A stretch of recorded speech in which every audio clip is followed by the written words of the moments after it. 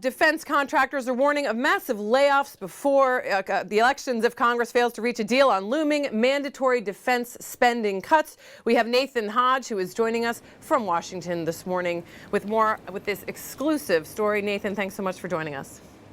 Thanks for having me. So the major defense contractors, Boeing, Lockheed Martin, saying there could be some massive layoffs in jobs ahead of the elections this year if Congress fails to reach some defense spending contracts. Tell us exactly what they say they might do, what actions they might be taking. Right, as always, timing is everything. What we're talking about here in part is something called the WARN Act, which is a federal law which requires that employers, if they can, give some kind of advance notice if they anticipate that there will be mass layoffs or plant closings.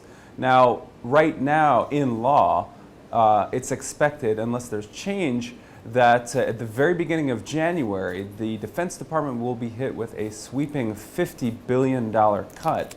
And employers are anticipating, and defense contractors are warning, that they would start to have to give employees notice under the WARN Act about 2 months ahead. And that would mean that those notices could start going out just before the elections, depending on which state they're in.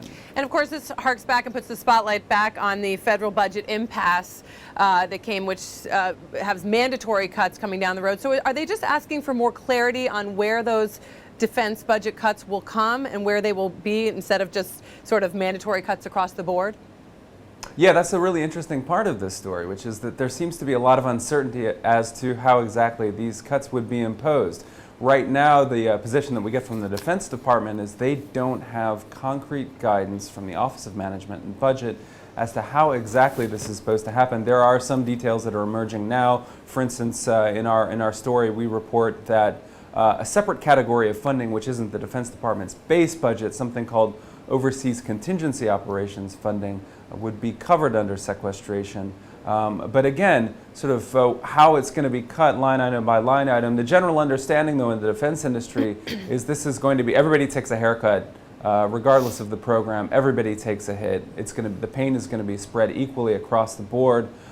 So that leaves employers thinking, well, that means that they may have to start notifying people as soon as this fall that they may not have jobs or they may have slowdowns or idling in their workforce.